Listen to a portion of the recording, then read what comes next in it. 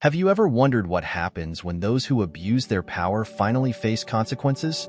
In today's story, we dive into a night filled with injustice, resilience, and the powerful stand of a young man named Josh, who finds himself at the mercy of corrupt officers who don't know the full extent of his identity.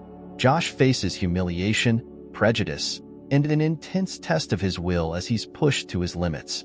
This story sheds light on the strength needed to hold onto one's dignity in the face of oppression and explores what it takes to demand justice.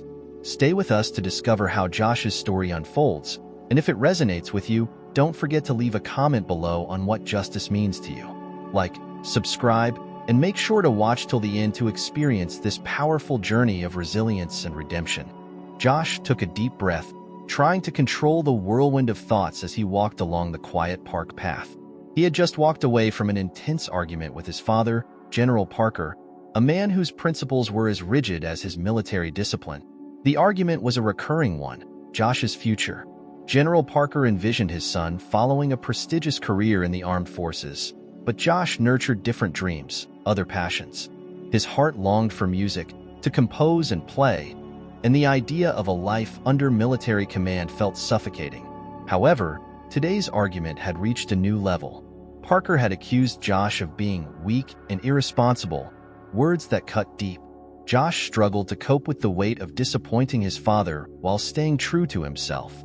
His walk was an attempt to clear his mind and escape, at least for a few hours, from the overwhelming pressure he felt at home. The shadows cast by the trees in the park provided a quiet refuge, and the distant sound of birds mingled with the gentle hum of the breeze. Josh closed his eyes for a moment, trying to focus on his breathing, trying to let the stress slip away. Not far away, two police officers, Crane and Miller, were patrolling the area. They were men known for their stern stance, always alert to the slightest movement and occasionally driven by a desire to assert their authority. When they spotted Josh, they immediately noticed his tense expression and the awkward demeanor of someone who seemed out of place. Suspicion bloomed instantly, and the two officers exchanged glances, a silent communication that something seemed off. Josh, still lost in thought, didn't realize the officers were approaching until he heard Crane's gruff voice calling out to him. "Hey, kid, what are you doing here?" Josh opened his eyes, startled, as he looked at the two uniformed men. He tried to remain calm, aware that any reaction could be misinterpreted. "I'm just walking," he responded in a controlled but noticeably tense tone. "Walking, huh?" Miller raised an eyebrow. "There's something strange about you. Where are you headed in such a hurry?" Josh felt his stomach twist. The sudden confrontation made him uneasy, but he tried to keep his voice steady. "I'm not going anywhere, just trying to clear my head." Crane let out a cynical laugh. "Clear your head? Sure. Talking like he's innocent. Do you think you're too important to obey us?" The words dripped with sarcasm, making Josh's blood boil. He tried to keep his composure, but the indignation started to rise. He'd been taught to respect authority figures since childhood, but at that moment, the officer's lack of respect was hard to ignore. He was aware that any reaction might make the situation worse, but each of their words pushed an invisible boundary. "Officers, there's no need to speak like that," he replied, choosing his words carefully. "I'm respecting you. I just don't understand why I'm being questioned." Miller moved closer, invading Josh's personal space in an intimidating way. "We're the ones who ask the questions here. Think you're better than us?" The humiliation grew along with the sense of powerlessness. Josh felt the urge to defend himself, but any attempt could be seen as resistance. Frustration showed in his eyes, and Crane, noticing this, didn't miss the chance to add more pressure. "You look like one of those spoiled kids who think they can do whatever they want, don't you?" Crane sneered, eyeing Josh up and down as if he were inferior. "What do you have to say about that?" The young man remained silent, trying not to give in to the provocation.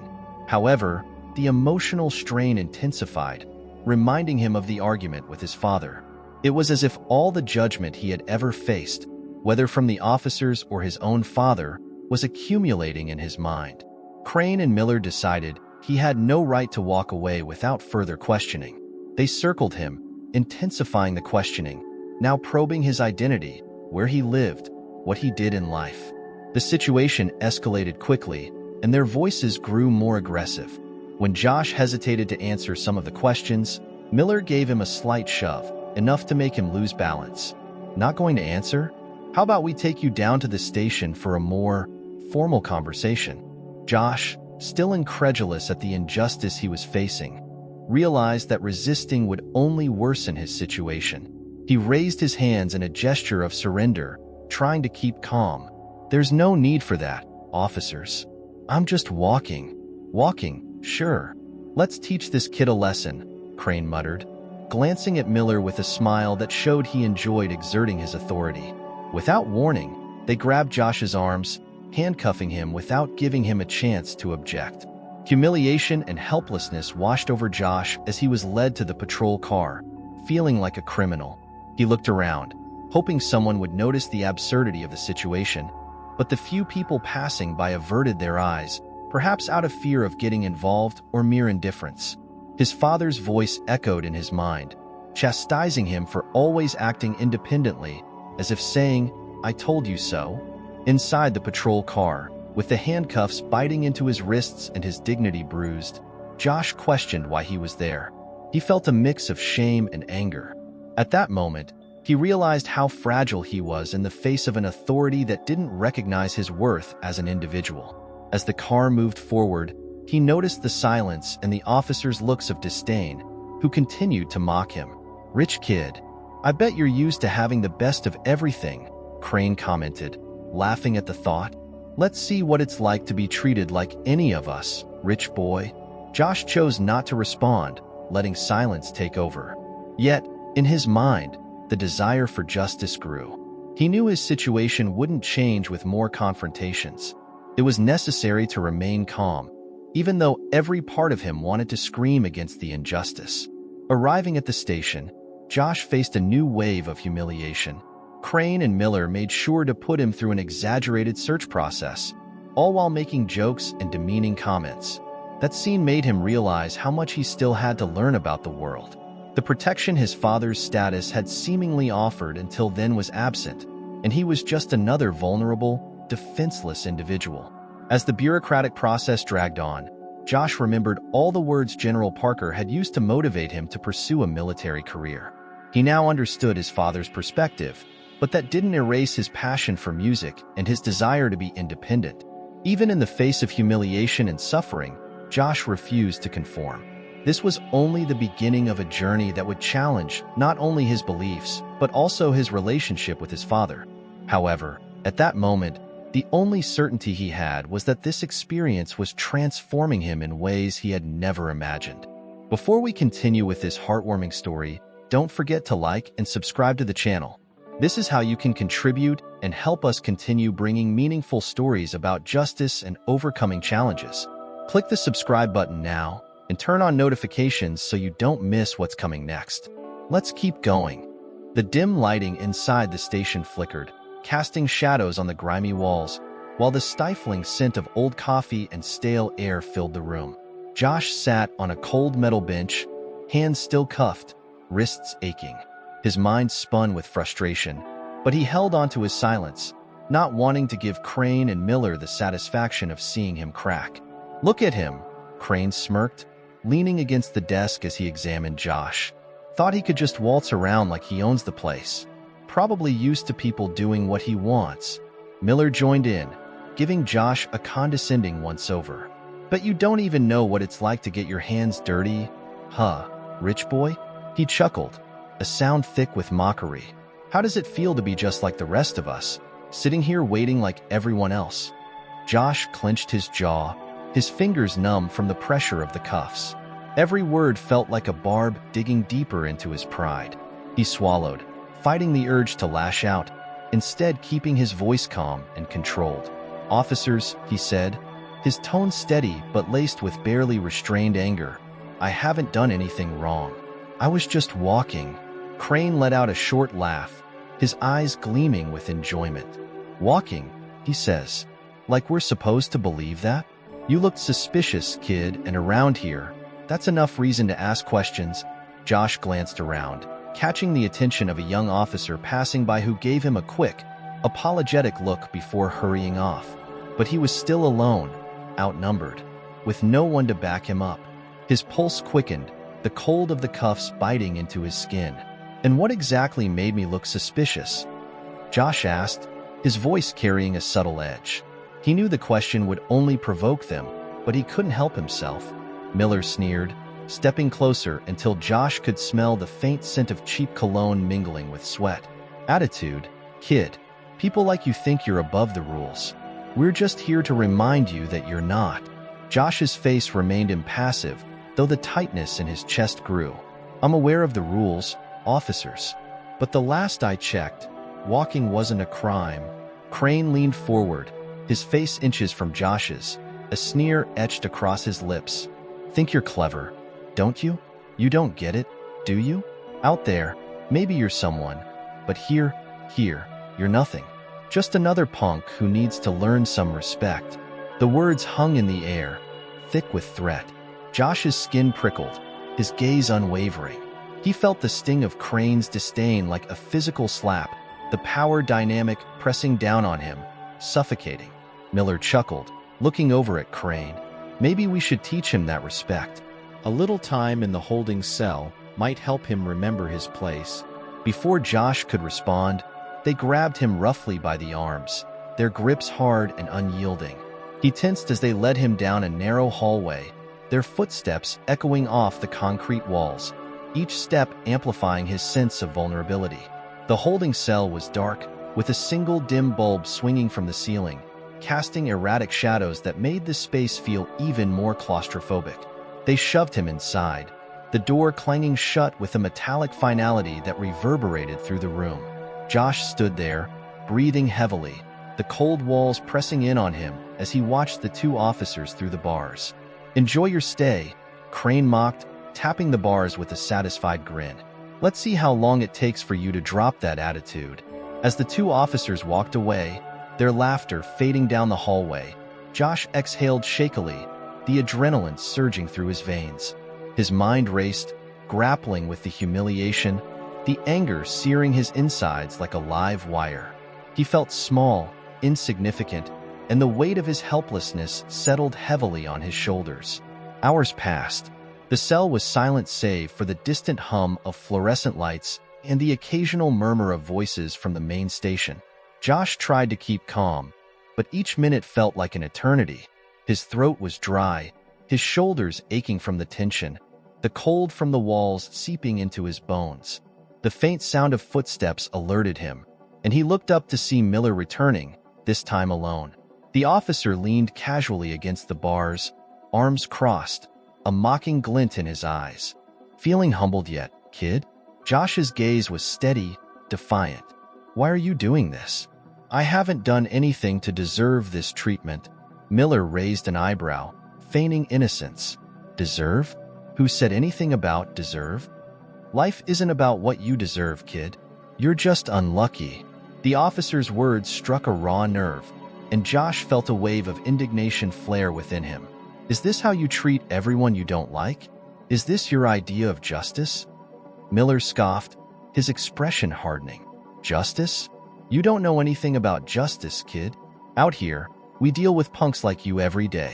A little attitude adjustment never hurt anyone." Josh leaned back, his fists clenched tightly at his sides, struggling to hold back the words that burned on his tongue. "Attitude adjustment," he muttered bitterly. "All I did was walk in a park.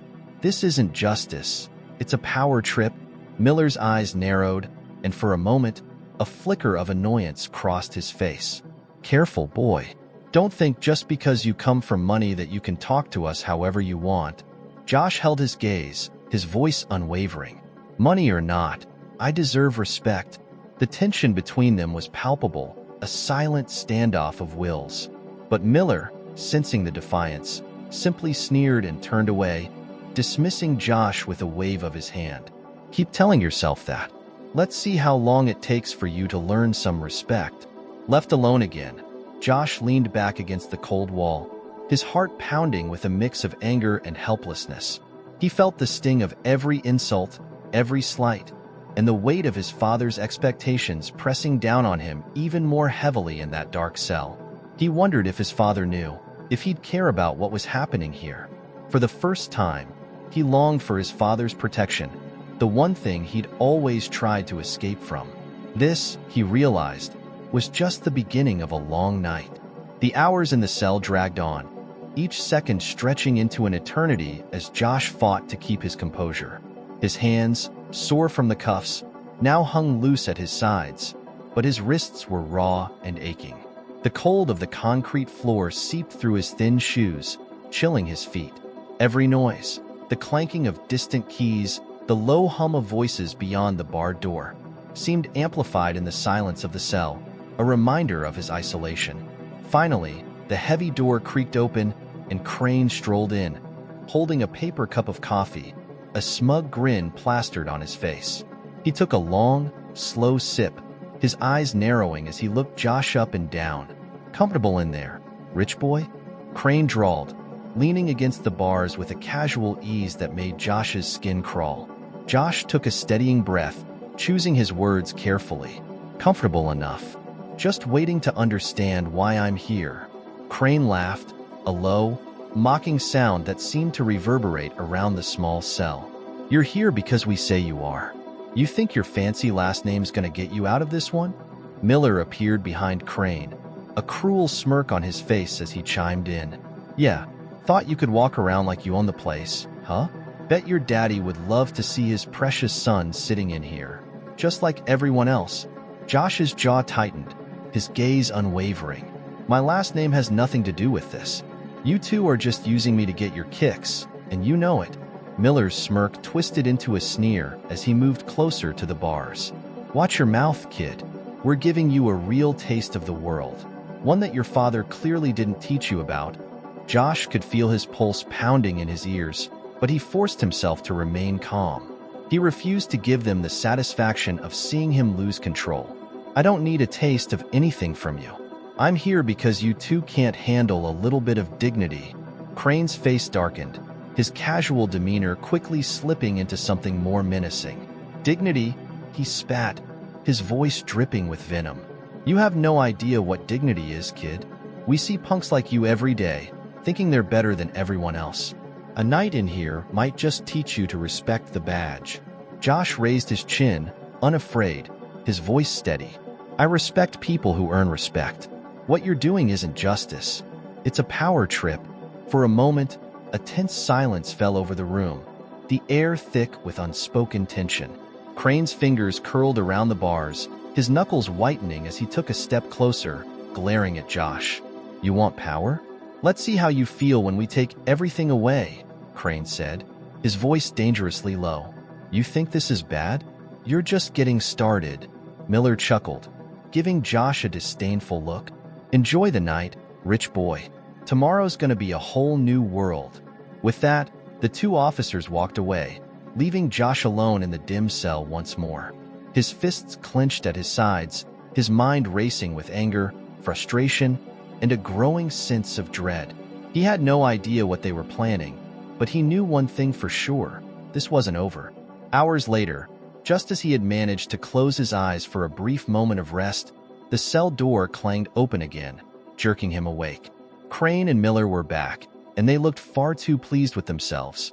"Time for a little walk," Crane announced, his tone dripping with mock enthusiasm. "Come on, rich boy, on your feet." Exhausted and weary, Josh stood up, his muscles stiff and sore from sitting in the cramped cell for so long. Miller grabbed him roughly by the arm, dragging him out of the cell and down the narrow hallway. The fluorescent lights overhead buzzed faintly, casting a harsh, unforgiving glare on the worn linoleum floors. As they walked, Josh noticed the glances from other officers, some curious, others indifferent. None seemed inclined to intervene, and a cold realization settled over him. He was truly alone here. They led him into a small, dimly lit room with a single chair in the center. Crane pushed him down into the chair, and he landed heavily, the metal frame creaking beneath his weight. "What is this?" Josh asked, his voice betraying a hint of the frustration that had been building inside him. "Are you going to keep playing games all night?" Crane leaned down, his face mere inches from Josh's, the the smell of stale coffee and cheap aftershave wafting over him. This isn't a game, kid. This is reality. And in reality, people like us make the rules.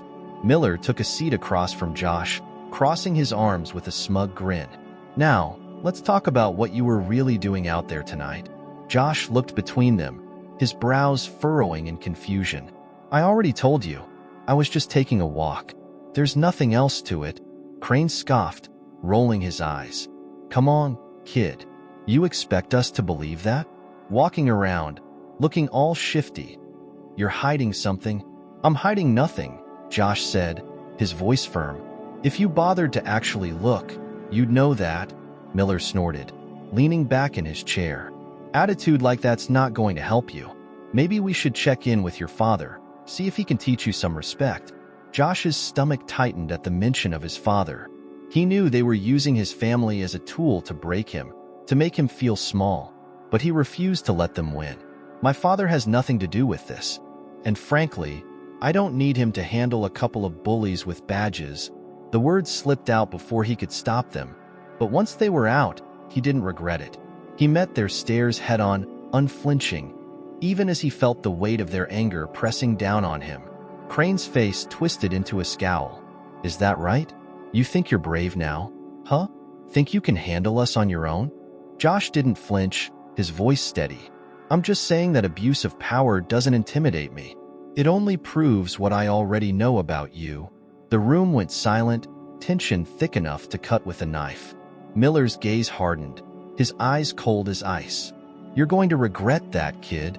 Without another word, they stood up, leaving Josh alone in the small room. The door closed with a resounding click, the silence pressing down on him like a physical weight. As the echo of their footsteps faded, Josh sat there, alone in the dim light, his heart pounding. He knew that whatever they had planned next wouldn't be easy, but he was determined to endure it, to keep his head held high, no matter what they threw at him. This was no longer just a battle of words. It was a test of will, a test he was determined not to fail. The minutes ticked by slowly in the dimly lit room, each second stretching Josh's patience thinner. His fingers drummed lightly on the arm of the cold metal chair, his mind a blend of anger, frustration, and a steely resolve not to break. Finally, the door opened, and Crane and Miller entered, their expressions more calculated than before, a hint of something deeper lurking in their eyes. Crane folded his arms, his gaze icy as he studied Josh. So, you think you're some kind of hero, don't you? Just because you got a little mouth on you. Josh didn't respond immediately, his gaze level. I don't think I'm a hero. I think I deserve to be treated like a human being. Crane smirked, shaking his head. Human being? Let me tell you something about human beings, rich boy. People like you don't get to walk around here, looking down on us just because we wear badges. You have no idea what it's like for people who don't come from money. Miller stepped forward, his jaw set, a look of resentment simmering in his eyes. You think we chose this job because we had options? Because we had a choice? Josh's gaze flicked between them, something in Miller's voice catching his attention. I didn't ask to be here any more than you did, he said carefully, his tone softer. But that doesn't mean you have to treat people like this. Crane's smirk vanished, replaced by something colder, harder. That's the problem with you. You think you're above everything. Let me tell you, we're not just some storybook villains here to make your life hard. We do what we have to because no one else will. Miller's voice joined in, lower and rougher. You think we like walking these streets every day, dealing with people who have no respect for us? You think we enjoy being treated like trash by everyone around us? People like you just add fuel to the fire, thinking your money makes you untouchable. Josh's brow furrowed, catching a glimpse of the bitterness behind Miller's words. You're saying you take that frustration out on people you think deserve it? Crane's gaze hardened. Not people who deserve it, kid. People who need a wake-up call. You, walking around like the world owes you. Maybe this is the wake-up call you need. Josh shook his head, his voice resolute. You don't know anything about me. You think you're doing me a favor, teaching me some lesson about respect? All I see are two men using their position to justify their resentment. Miller clenched his jaw, his fists tightening at his sides. "Careful, kid. You're treading on thin ice." But Josh didn't back down, his voice unwavering. "Maybe so, but if you wanted respect, maybe you'd start by showing some to the people you meet." The room fell silent, the tension thick between them. Crane glanced at Miller, an unspoken understanding passing between them, a moment of shared resentment reigniting. Crane broke the silence, his tone low and deliberate. "You want to know the truth, kid? We're not going to change just because some rich boy tells us to. People like us, we're the ones who keep things in line while you all sit up in your high towers. We've seen the ugliness of this world up close, and it doesn't look anything like the pretty picture you're used to." Josh's gaze softened slightly, though his resolve remained firm. "Then maybe you should know that not everyone with money is trying to look down on you. Some of us just want to be left alone, to live our lives without having to prove ourselves." Miller scoffed, shaking his head in disbelief. "Left alone? Kid, people like you can buy their way out of anything. Must be nice to live in a world where the rules don't apply." Josh's fists clenched, the frustration building once more. "Maybe it looks that way to you, but my life isn't as easy as you think. I've fought for everything I've wanted, even against my own father. I'm here because I tried to do something for myself." A flicker of surprise crossed Crane's face, quickly masked by his usual sneer. "Your father, huh? Guess Daddy isn't as supportive as you'd like. Bet he'd be real proud to see you in here." Josh's jaw tightened. "This isn't about him. This is about you too. Using whatever power you have to make people feel small. That's not justice. That's cowardice." Crane's expression hardened, his voice taking on a dangerous edge. "You're really pushing it, kid. You think we don't see people like you, prancing around with privilege, acting like we're supposed to bow down?" Miller interjected, his voice thick with bitterness. "You don't get it. People like you have everything handed to you on a silver platter. And when we push back, we're the bad guys." "Not this time." Josh's gaze didn't waver, his voice steady. "I didn't ask to be treated differently. I just asked for basic respect." Crane let out a cold laugh. "Respect? Kid, out here, respect is earned with blood, sweat, and years on these streets. You wouldn't last a day in our shoes." Josh met his gaze, calm and steady.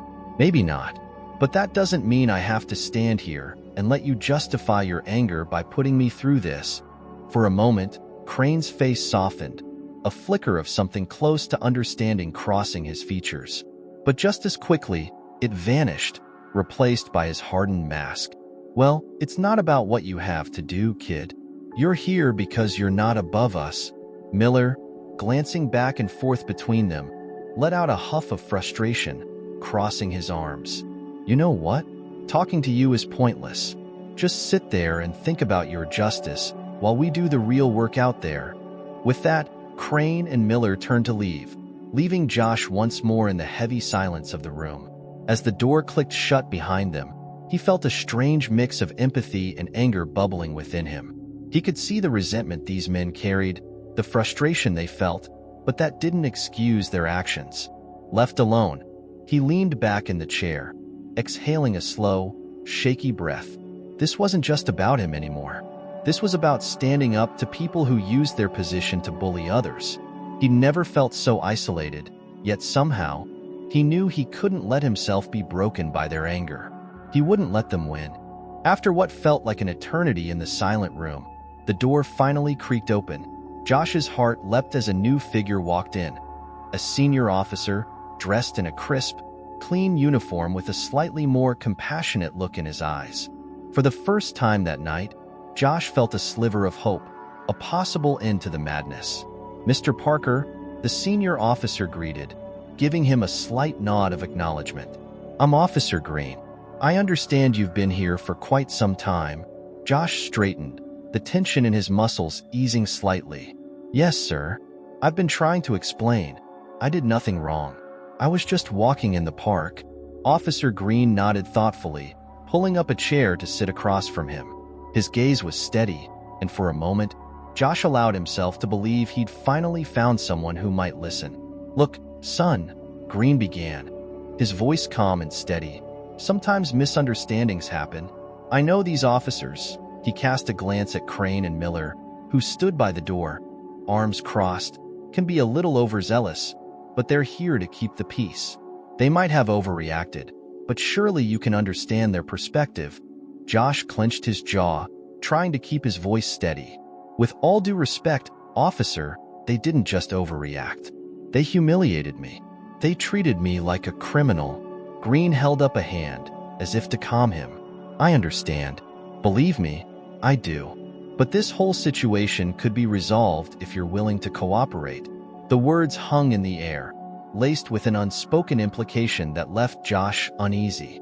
What kind of cooperation are you talking about? He asked, cautious. Green leaned back, folding his hands together. All we're asking is a little acknowledgement from your side. A simple statement about how you appreciate the job these officers do, ensuring the community's safety. It's a small concession, really. Josh stared at him, disbelief flickering across his face. You want me to say that I appreciate what they've done tonight? After they humiliated and detained me without reason. Green's expression remained calm, but there was a firmness behind his gaze. It's not about agreeing with everything they did. It's about showing respect for the work they put in.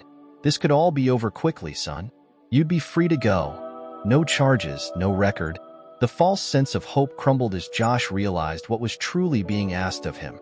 So, in other words, you want me to lie to cover up their behavior? Crane, leaning against the wall with a smug smile, spoke up.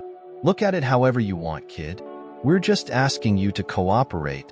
Josh's chest tightened as he glanced between the three officers, his mind racing. It was as if they were dangling his freedom before him, but at the cost of his dignity. The injustice of it stung, more deeply than he could have imagined. Is this how you treat everyone? Josh asked, his voice low but firm. You make people bend so you don't have to take responsibility? Miller's smirk widened as he crossed his arms. We're not asking for much, just a little respect for authority. It's the least you could do, given the situation. Josh turned back to Green, his jaw set, refusing to look away.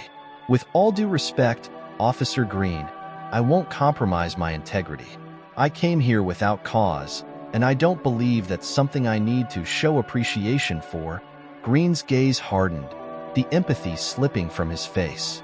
I see, he replied, his voice cold. You'd rather drag this out then?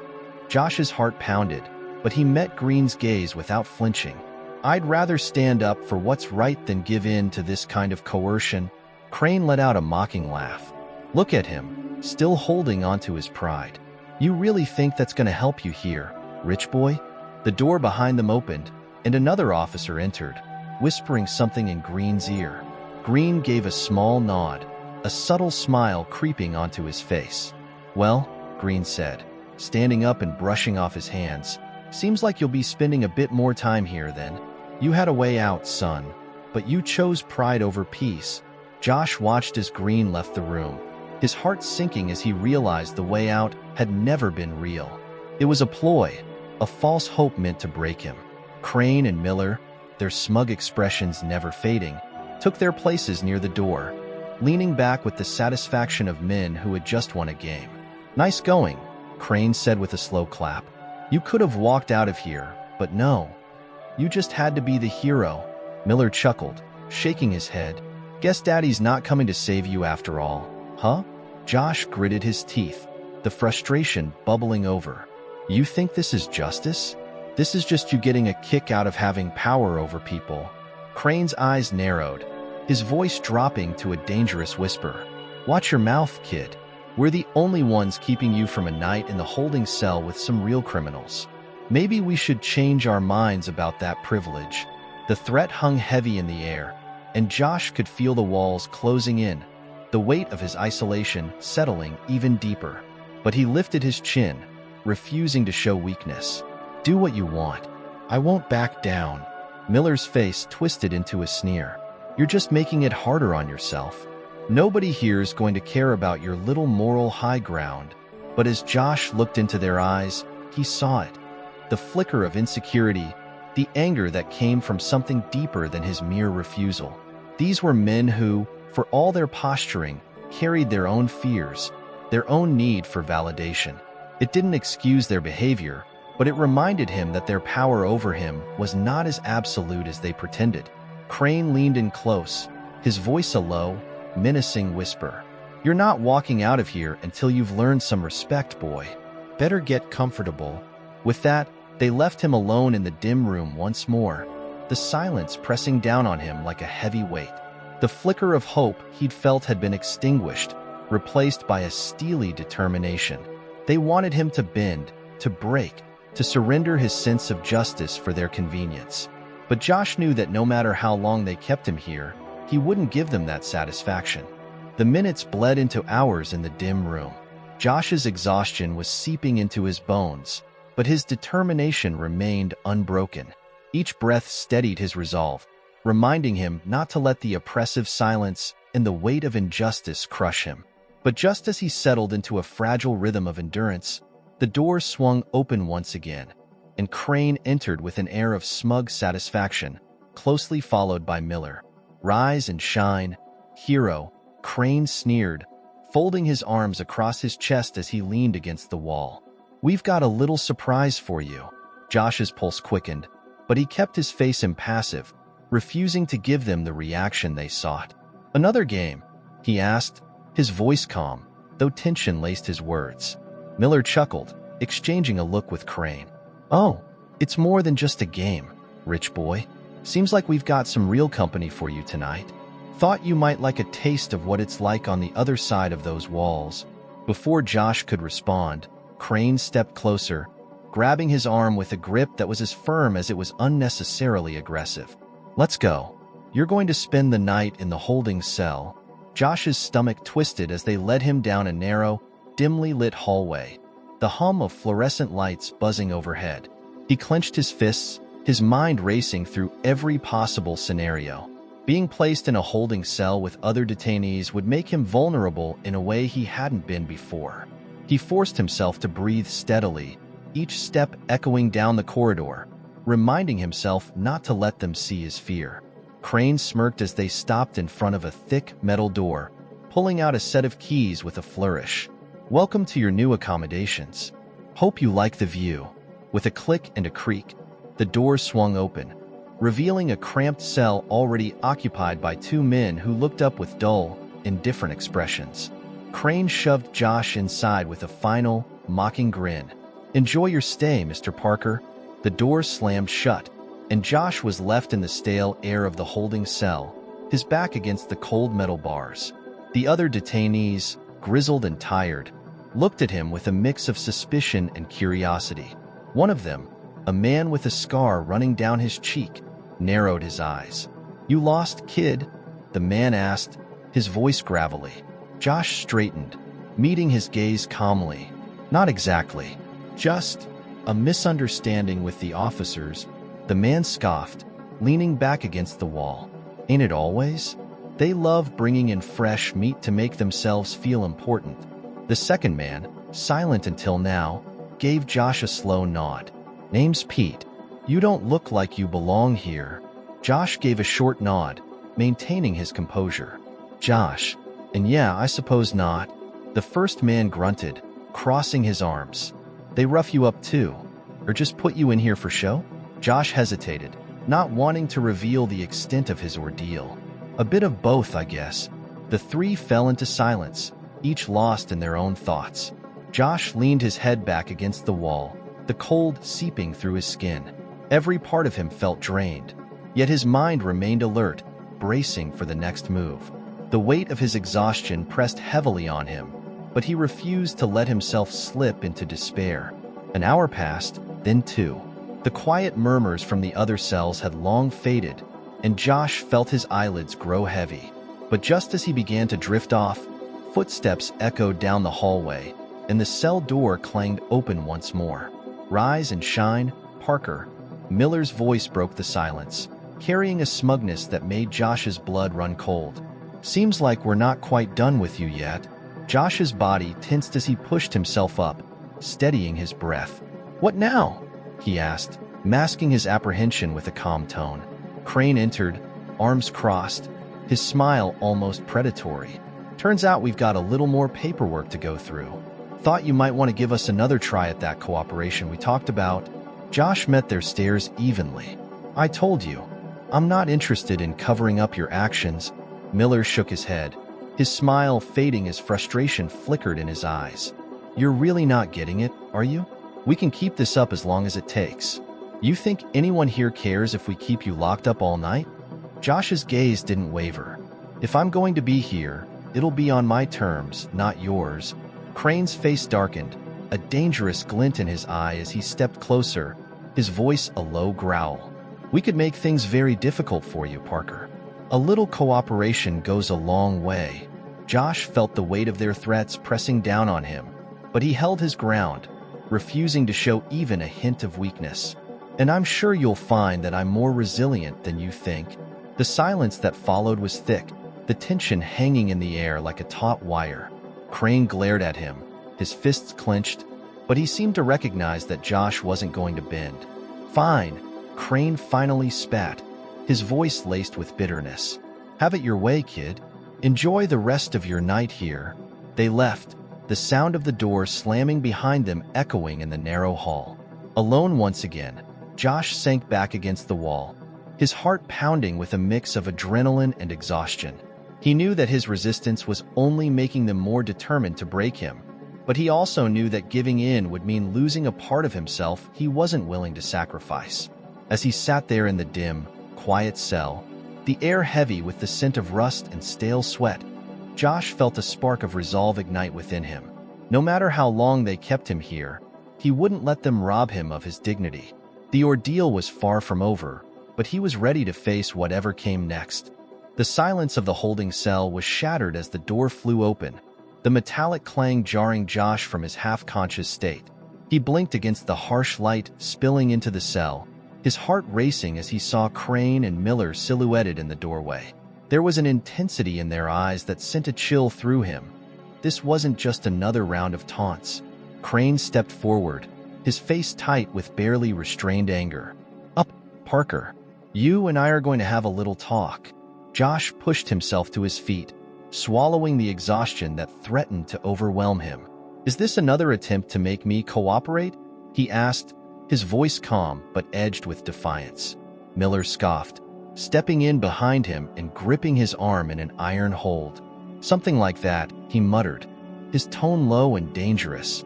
They led him down the narrow corridor, the sound of their footsteps echoing off the bare walls.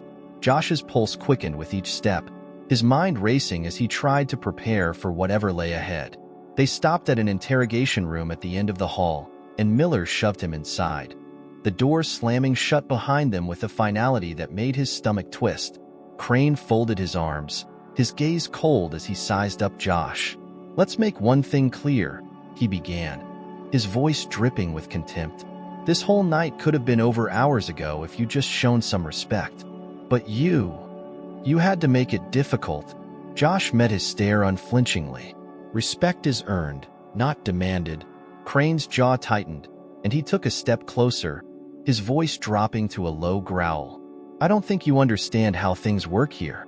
People like you, with your cushy lives and daddy's money, think you're untouchable. But here, we make the rules. Josh's eyes narrowed. Rules? This isn't about rules. This is about you two getting a kick out of having power over someone. Miller let out a bitter laugh, crossing his arms as he leaned against the wall. Oh, you think we're enjoying this? Kid, you have no idea what we go through every day. You're just another spoiled brat who thinks he can waltz around without consequences. Josh took a deep breath, fighting to keep his voice steady.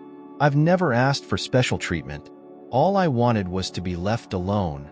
Crane sneered, shaking his head. Left alone? People like you always want something.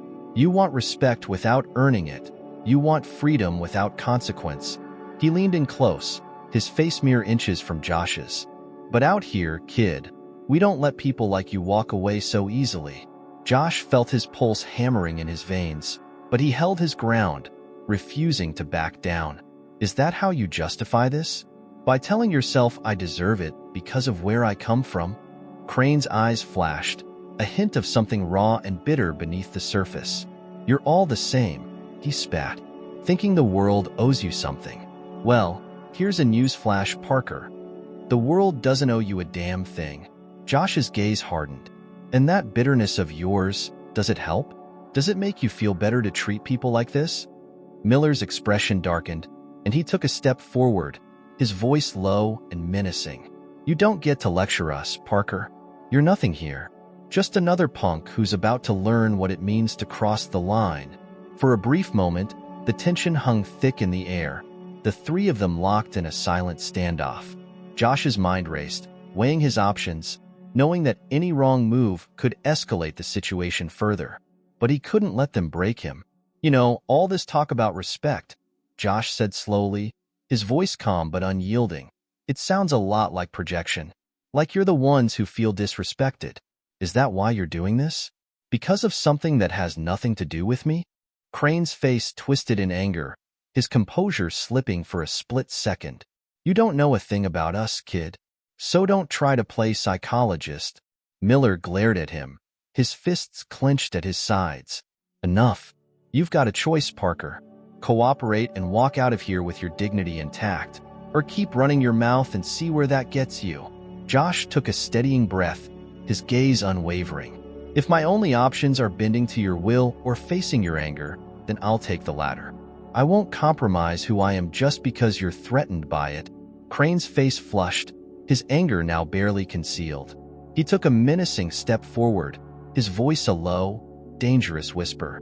You think you're brave? You think standing up to us makes you some kind of hero? Josh's voice was steady, unyielding. I think it makes me someone who won't back down to bullies. For a moment, the room was silent, the weight of his words hanging heavily in the air.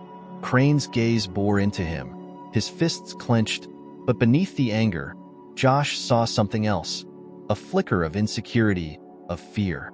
And he knew, in that instant, that he had struck a nerve. Miller's expression faltered, his tough exterior cracking just slightly. You really don't get it, do you? This world isn't about heroes and villains. It's about survival. And right now, you're making it harder on yourself. Josh's voice softened, but his resolve was as strong as ever. Maybe that's the difference between us. I'm not willing to sacrifice my integrity for survival. Crane's face twisted, a mixture of anger and frustration as he stepped back, glaring at Josh with barely restrained fury. Fine. You want to play the martyr? Be my guest. But don't think for a second that this ends here. With that, Crane turned and stormed out of the room, Miller close behind, the door slamming shut behind them with a resounding finality. Josh let out a slow breath, his heart pounding with adrenaline, his hands trembling slightly as the tension began to dissipate. He knew he hadn't won. Not yet, but for the first time, he felt a glimmer of hope, a sense that he had held onto his dignity, his principles, despite everything they'd thrown at him. He was still alone, still confined to this small, suffocating room. But he was unbroken. The hours crept by in the dim room, each minute heavy with anticipation and a lingering tension that hung like a storm about to break. Josh's muscles were sore, his mind weary, but he remained resolute. The events of the night had drained him, yet there was something fierce and unyielding inside him, something that had grown stronger with every encounter. He had held his ground, and that alone gave him a sense of quiet triumph. Just as he began to slip into a half-conscious state, the door opened, and this time it wasn't Crane or Miller. A tall, stern man entered the room, his uniform impeccably pressed, his presence commanding. Josh felt a surge of relief as he recognized the man. General Parker, his father. Dad, Josh whispered, his voice thick with a mixture of exhaustion and relief. General Parker's face was stone, his gaze locked on Josh with an intensity that left no doubt about his purpose.